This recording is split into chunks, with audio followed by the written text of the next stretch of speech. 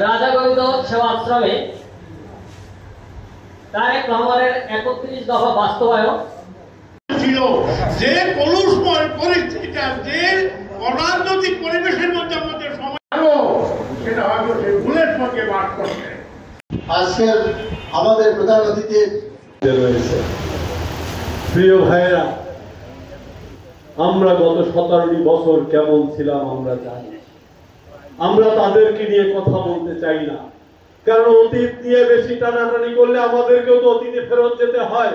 সামনের দিকে আগাতে হবে, উন্নত বিশ্বের দিকে আমাদেরকেও কাঁধে কাঁধ মিলিয়ে বাংলাদেশের একটি উন্নত দেশ হিসাবে প্রতিষ্ঠা করতে হবে। সুতরাং আমাদেরকে ঐক্যবদ্ধ হতে হবে। এদেশের 18 কোটি লোকের হাতেই বাংলাদেশ বিনির্মাণ হবে। আপনারা দেখেছেন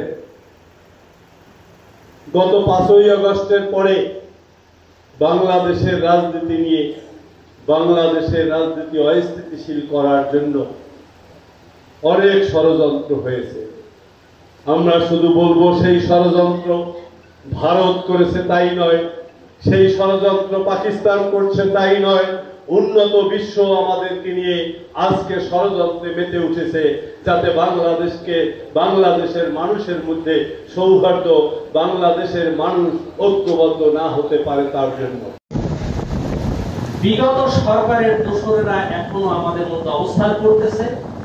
তারা এই দেশে শান্তি শৃঙ্খলা বিনষ্ট করার জন্য, দেশে একটি অস্থিতির রাজনৈতিক পরিস্থিতি সৃষ্টি করার জন্য সর্বাত্মক চেষ্টা চালাই যাচ্ছে। রাজনীতি প্রচলন করে গিয়েছেন। আর আমাদের সকলের বন্ধু বঙ্গবন্ধু, সে এই দেশে প্রথম দিন থেকে ভোট কাটার পরিকল্পনা বাস্তবায়ন করে গিয়েছেন। আপনারা সবাই শিওর? বঙ্গবন্ধু যখন প্রথম নির্বাচন দিয়েছে 99% ভোট কাউন্ট হয়েছে কেমনে? তখন রাস্তাঘাট ছিল না, চার হাক্কা ছিল না, নৌকায় যাতায়াত করা যায় নাই, গামছা বিনতে এই জায়গায় ওদায় যাইতে হয়েছে। তখন কেমন দ্বারা 99% ভোট কাউন্ট হয়েছে? গত বছর 5ই আগস্টের পরে একটা ভীত সন্ত্রস্ত অবস্থায় ছিলাম। এমনকি আমাকে পর্যন্ত রাত্রে সেই রাত্র জাগরণ করে পাহারা দিতে হচ্ছে। আমি বিভিন্ন সময় বিভিন্ন লোকের কাছে, এই কাঠালিয়ার বিভিন্ন বিএনপির নেতৃবৃন্দের কাছে বিভিন্ন সময় ফোন করছি। ফোনে তারা অভয় বানিয়ে দিয়েছে। 5ই আগস্ট বাংলাদেশের ইতিহাসে যে একটা প্রেক্ষাপট সৃষ্টি হয়েছিল, এটা আপনারা আমরা সবাই জানি, সবাই দেখেছি। 5 তারিখের পর বাংলাদেশের এই যে অবস্থাটা, যে পরিস্থিতিতে নিয়ে গেছিল, আমরা সবাই, বিশেষ করে হিন্দু সম্প্রদায়, আমরা সবাই আতঙ্কিত হয়ে গেছিলাম।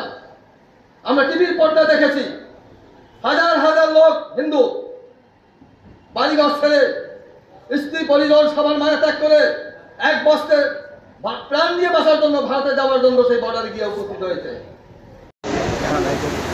গত বছর 5ই আগস্ট শেখ হাসিনা সরকারের পতনের পর বাংলাদেশের মানুষের মধ্যে যে উৎকণ্ঠা এবং সংখ্যালঘু পরিবারের মধ্যে যে দুশ্চিন্তা বইছিল, সেই সময় রফিকুল ইসলাম জামাল ভাই যে আমাদের প্রতি এবং বিএনপির স্থানীয় বিএনপির নেতৃবৃন্দ যে আমাদের প্রতি ভূমিকা রেখেছিল, অটোমেটিক সকলের হৃদয়ের মাঝে আপনি এখন অবস্থান করছেন হিন্দু সম্প্রদায়ের মধ্যে।